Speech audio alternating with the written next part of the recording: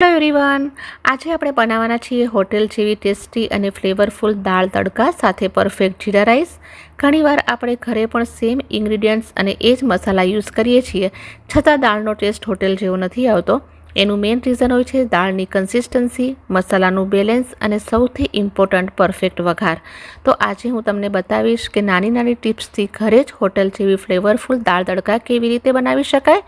સાથે બનાવશું છૂટો સુગંધવાળો જીરા રાઈસ, જે આ દાળ સાથે ખાવામાં એકદમ પરફેક્ટ લાગે છે.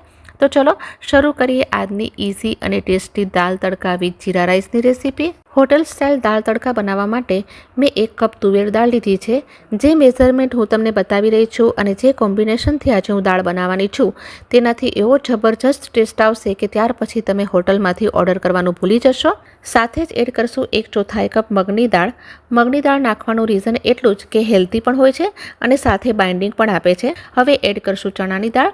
દાળ તડકામાં તમે જોશો તો અમુક દાળ આખી જોવામાં આવે છે. ચણાની દાળને આ બંને દાળ કરતાં બાફવામાં થોડોક ટાઈમ વધારે જાય છે, એટલે એનું ટેક્સચર આપણને બફાઈ ગયેલું મળશે પણ મેશી નહીં મળે. તો આ છે 3 દાળનું સિક્રેટ કોમ્બિનેશન, જેનાથી જબરજસ્ત હોટેલ સ્ટાઇલ દાળ તડકા બને છે. પહેલાં આપણે દાળને 2 થી 3 વાર સારી રીતે ધોઈ લેશું, કારણ કે દાળ પર ઘણીવાર ડસ્ટ, કેમિકલ્સ અને પોલિશ લાગેલી હોય છે, એટલે તે બધી સાફ થઈ જાય. તો દાળને સારી રીતે ધોઈ લીધા પછી એનું બધું જ પાણી નીકાળી દેશું અને ફરીથી ફ્રેશ પાણી એડ કરી અને દાળને લગભગ 20 મિનિટ માટે પલાળવા દેશું. દાળને થોડુંક પલાળી લઈએ તો એ જલ્દીથી બફાઈ પણ જાય છે અને ડાયજેશન માટે પણ હલકી રહે છે. 20 મિનિટ પછી દાળ સારી રીતે ફૂલી ગઈ છે. હવે એક્સ્ટ્રા પાણી કાઢી નાખશું અને ગેસ પર કુકર મૂકશું. એમાં બધી જ પલાળેલી દાળ નાખી દઈશું. હવે એમાં ફ્રેશ પાણી એડ કરશું, ફક્ત એટલું કે દાળ ડૂબી જાય. બહુ વધારે પાણી નાખવાની બિલકુલ જરૂર નથી, કારણ કે પછી આપણે ગરમ પાણી નાખીને કન્સિસ્ટન્સી એડજસ્ટ કરી શકીએ છીએ. હવે અહીં જશે કેટલીક વસ્તુઓ. એડ કરશું મીઠું. દાળને બાફતી વખતે હળદર એડ નથી કરવાની, એનો પ્રોમિનન્ટ ટેસ્ટ આવી જાય છે. કેટલીક એવી વસ્તુઓ જે દાળમાં અલગ જ ફ્લેવર આપે છે. આ સ્ટેજ પર નાખશું 1 તમાલપત્ર, 2 લીલી એલચી, 4 થી 5 લવિંગ અને 5 થી 7 કાળા મરીના દાણા. દાળ આ મસાલા સાથે બફાય છે એટલે આખી દાળમાં સરસ ફ્લેવર આવી જાય છે. હવે નેક્સ્ટ જશે એમાં 1 નાની ચમચી આદુ લસણની પેસ્ટ. આ બંને વસ્તુ એડ કરીને જરૂરથી બનાવજો અને નાખશું 1 ચમચી ઘી. ટેસ્ટ પણ સારો આવશે અને દાળનું પાણી સીટી આવે ત્યારે બહાર પણ નહીં આવે. બધી જ વસ્તુઓ મિક્સ કરી કુકરને લીડ લગાવી અને ફક્ત 2 જ વિસલ કરવાની છે, મીડિયમ ટુ લો ફ્લેમ પર. બીજી વિસલ થઈ રહી છે. તમે જોઈ શકો છો કે દાળનું પાણી બિલકુલ બહાર નથી આવ્યું. દાળ જ્યાં સુધી બફાઈ રહી છે ત્યાં સુધી જીરા રાઈસ માટે બાઉલમાં 1 કપ બાસમતી ચોખા લેશું. એકદમ સારી રીતે ધોઈ પાણી ક્લિયર થાય ત્યાં સુધી એને 15 મિનિટ માટે પલાળી લેશું. ચોખા 15 મિનિટ માટે પલાળી લીધા છે. હવે જીરા રાઈસ બનાવવા માટે પ્રેશર કુકર ગરમ કરશું. એમાં 2 ટેબલસ્પૂન જેટલું ઘી નાખશું. ગેસની ફ્લેમને લો રાખીને એમાં નાખશું 1 નાનો ટુકડો તજનો, 3 થી 4 લવિંગ અને 2 ટીસ્પૂન જેટલું જીરું એડ કરશું. હલકું એને ગરમ થવા દેશું. થોડું આ રીતનું સંતળાઈ જાય પછી ચોખા એડ કરશું. ચોખામાંથી બધું જ પાણી નિતારી લેવાનું છે, એટલે ઘીનું કોટિંગ ચોખા ઉપર આવશે અને ચોખા છૂટા થશે. આ રીતે 3 થી 4 મિનિટ માટે લો ફ્લેમ પર સાંતળી લેવાના. હળવા હાથે સાંતળવાનું. અને હવે પાણી એડ કરશું. તો 1 કપ ચોખા લીધા છે એની સામે 1.5 કપ પાણી લેવાનું. મિક્સ કરી લેશું. સ્વાદના અનુસાર મીઠું એડ કરશું. મિક્સ કરી લેશું અને ગેસની ફ્લેમને હાઈ કરી લીડ બંધ કરી અને 2 વિસલ લઈ લેશું. ચોખા પલાળેલા હોય તો 2 વિસલમાં રાઈસ તૈયાર થઈ જાય છે. દાળ સરસ બફાઈ ગઈ છે અને સાથે દાણો પણ થોડોક દેખાઈ રહ્યો છે. આપણને દાળ આટલી જ બાફવાની છે, ના વધારે ના ઓછી. તમે જોઈ શકો છો કે દાળ બિખરાયેલી નથી અને પાણી પણ અલગ નથી થઈ રહ્યું. બાઇન્ડિંગ પણ સારી રીતે આવ્યું છે અને ટેક્સચર પણ ખૂબ સરસ આવ્યું છે. હવે નેક્સ્ટ સ્ટેપ કરીએ. ગેસ પર કઢાઈ મૂકશું. એમાં સૌથી પહેલાં ઘી નાખશું 1 મોટી ચમચી અને સાથે 1 મોટી ચમચી તેલ પણ નાખશું.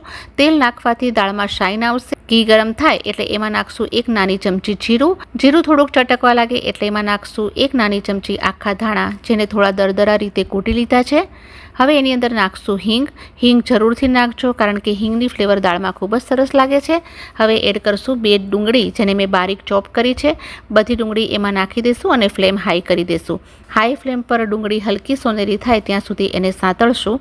હાઈ ફ્લેમ પર એટલા માટે કે નહીં તો ડુંગળી પાણી છોડશે અને કઢાઈમાં ચોટશે. તો હવે જો ડુંગળી હલકા સોનેરી કલરની થઈ ગઈ છે તો આ સ્ટેજ પર એમાં નાખશું 2 લીલા સમારેલા ઝીણા મરચાં, આદુ નાખશું અને લસણ નાખશું. જે આદુ લસણની પેસ્ટ આપણે દાળ બાફતી વખતે નાખી હતી તેની ફ્લેવર પણ અલગ આવશે અને અહીંયા જે લસણ આદુને આપણે સાતળશું એનો ટેસ્ટ પણ દાળમાં અલગ આવશે. તમે એકવાર બનાવીને જરૂરથી જોજો. હવે ડુંગળી અને બધી જ વસ્તુ સરસ રીતે સંતળાઈ ગઈ છે તો એમાં નાખશું ટમેટા. મેં 2 મીડિયમ સાઇઝના ટમેટા લીધા છે, એને ફાઇન ચોપ કરી લીધા છે. ટમેટા નાખીએ એટલે તરત જ એમાં મીઠું પણ નાખશું જેથી ટમેટા જલ્દીથી કૂક થઈ જાય. સ્વાદના પ્રમાણે મીઠું નાખશું કારણ કે આપણે દાળમાં આગળ પણ નાખી ચૂક્યા છે એટલે એ જ પ્રમાણે નાખો. હવે આ સ્ટેજ પર એની અંદર પાવડર મસાલા કરશું. અડધી નાની ચમચી હળદરનો પાવડર નાખશું, અડધી નાની ચમચી લાલ મરચાંનો પાવડર નાખશું અને અડધી નાની ચમચી ધાણા જીરુંનો પાવડર નાખશું. હવે બધું જ આ પાવડર મસાલા સાથે સાંતળી લેશું જેથી તેલ છૂટવા માંડે. હવે એને કવર કરી અને જ્યાં સુધી ટમેટામાંથી તેલ છૂટું ના પડે ત્યાં સુધી આપણે એને કૂક થવા દેશું. તો જુઓ મસાલામાંથી તેલ છૂટવા લાગ્યું છે અને બધી જ વસ્તુ સરસ રીતે કૂક થઈ ગઈ છે. તો આ સ્ટેજ પર એમાં નાખશું આપણી બાફેલી દાળ. હવે મીડિયમ ફ્લેમ પર દાળને સારી રીતે મિક્સ કરશું.